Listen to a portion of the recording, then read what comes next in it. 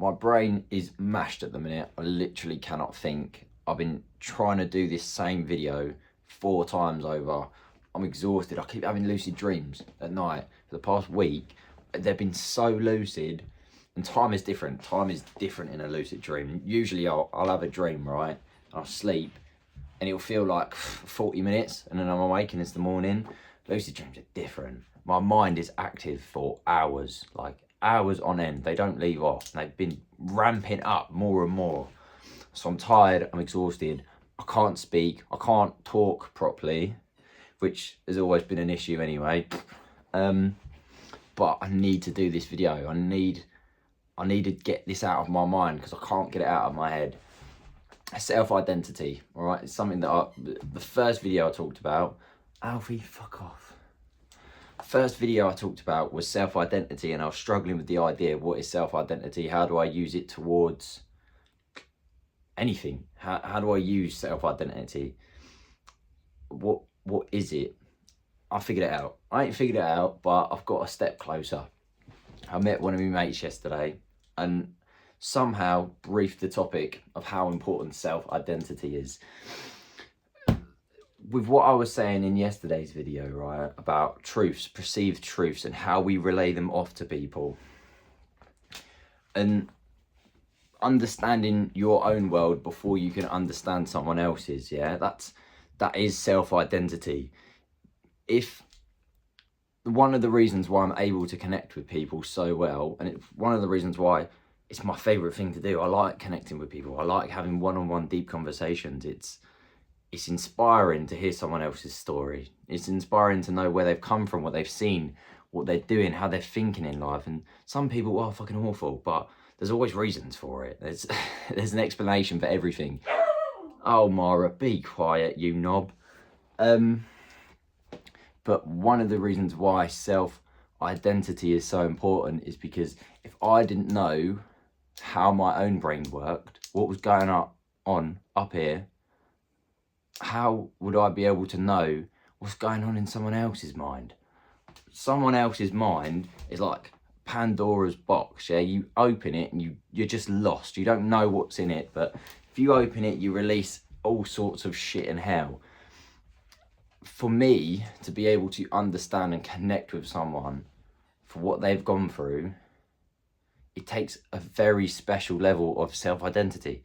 I need to know my own faults, my own mistakes, have my own shame, my own guilt, go through my own trauma, know my own experiences in order to connect with someone on the right level.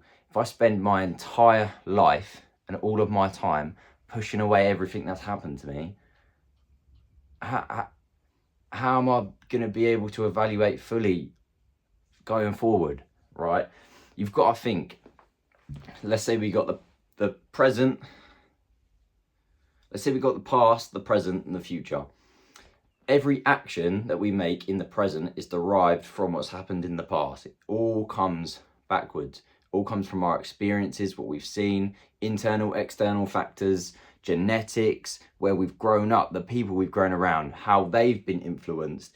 It's a long line behind. Nothing in the present could have been affected by what's going on in the future because it hasn't happened yet. But every action in the present is derived from the past.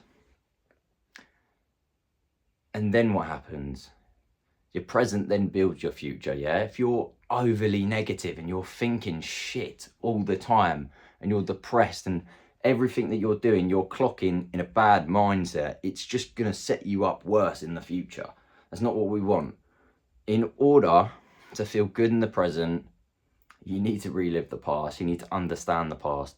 In order to understand the past, you need to understand yourself. In order to do that, you've got to start looking around you at other people and how life has affected them. Everyone is so stuck up in their own heads about their own autonomy and how everyone wants to be an individual. Everyone is an individual. That's the problem. We've got a very, very complex social society now. It's different to if we were bees or ants. Ants, they don't have all of this up here. They just work. They do instinctually what life tells them to do, what they've evolved into doing. We don't do that anymore. We've lost that ability. We've not lost it, but we're evolving probably at an expanded rate than what we've ever known before because of technology. Do you know what I mean? Now, with technology, you've got anyone, anywhere in the world, all at the click of your thumb. You've never had this level of exposure before. Everyone, left, right, centre, is being exposed on their bad, terrible habits. And it's good, it's helpful. I think it's definitely helped a lot of people understand more of others. Like, I started to understand what narcissism was, and how those sorts of people, what they do to you to try and affect you. And after hearing all this stuff online, I thought, Jesus Christ, I've been dealing with this the whole time. No, thank you. I'm out. But it's good. People are being exposed for what they're wrong for. And we've never had that level of exposure before. It's good, but then it's bad. It brings on depression, anxiety. You think in the 1960s, if you wanted to buy a train ticket, you'd have to go ask the conductor and say, oh, I need to go to this place for this time. What train am I getting on? Oh, how much is it going to cost? Constantly speaking to people. With technology, we've removed that. We've removed the extra element for ease.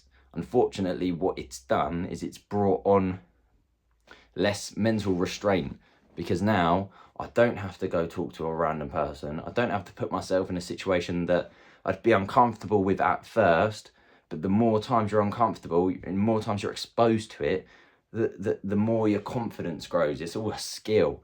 We're losing that skill. I'm going off on a tangent. Self-identity, how important it is. If I wasn't to understand my own faults and my own mistakes and how wrong I have been, then I couldn't look at another person for them just being a person. Everyone's human. Everyone's just like me. Everyone's just like you. I think we lose that sometimes. We either look at ourselves in golden light or we look at other people in a dark one. You see everything wrong that everyone else is doing.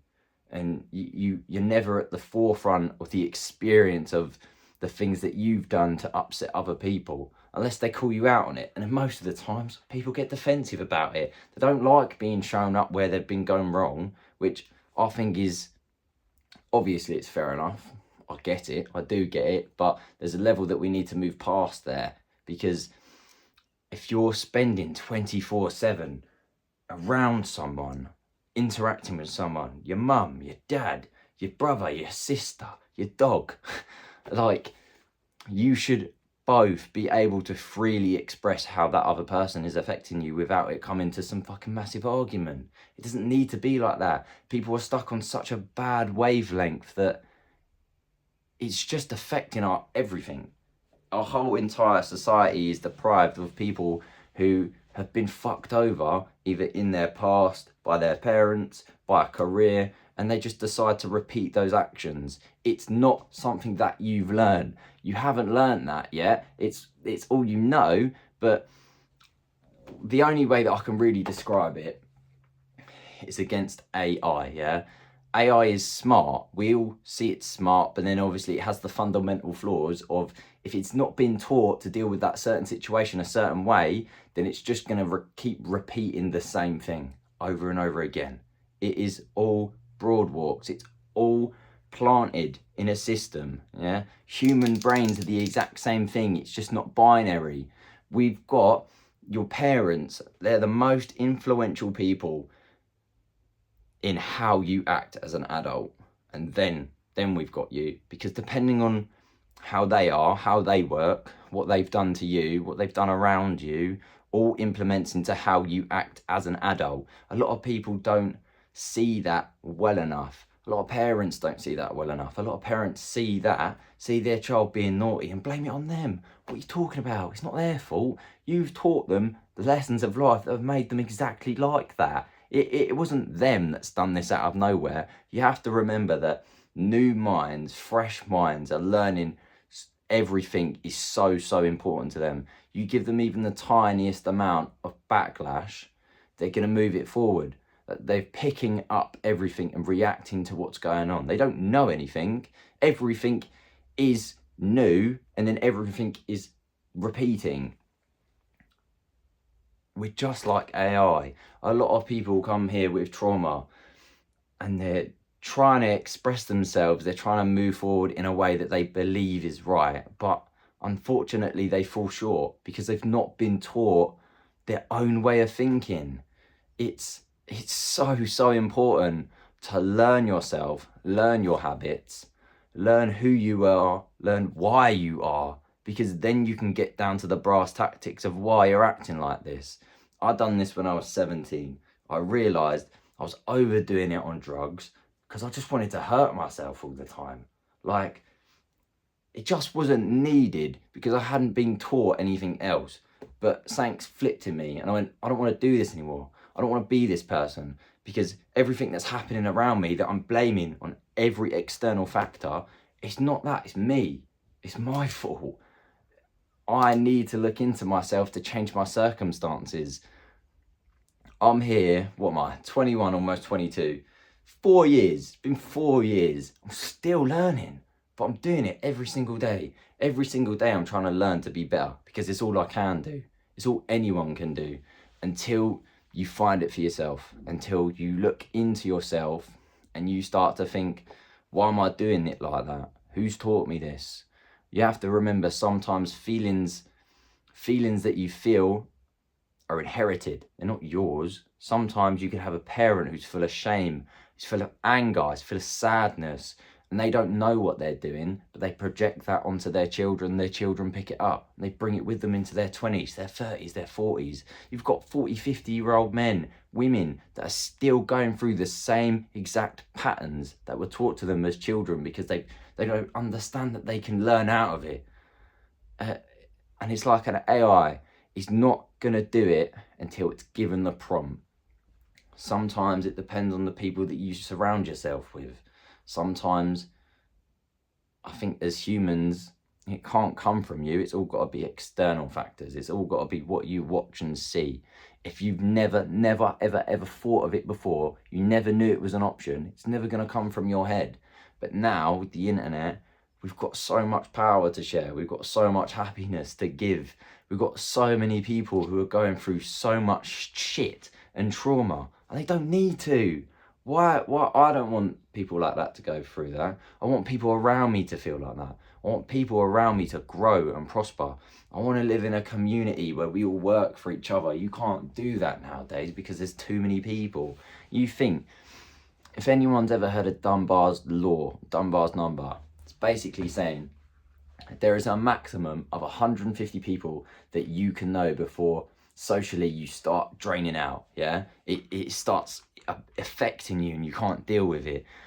Up in London, you've probably got more than 150 people in just one pair of flats, and I bet you wouldn't even know your neighbour's name. Like where I live, really remote area, it's a community. People know each other. People give each other things because that's just what you're meant to do. Like, we've got neighbours that'll give you fresh eggs because they got hens. We've got neighbours that'll give you sugar. It's the way it should be. It's the way it was. But everything has changed now. Everything's different. I don't want it to be like that. Fuck that.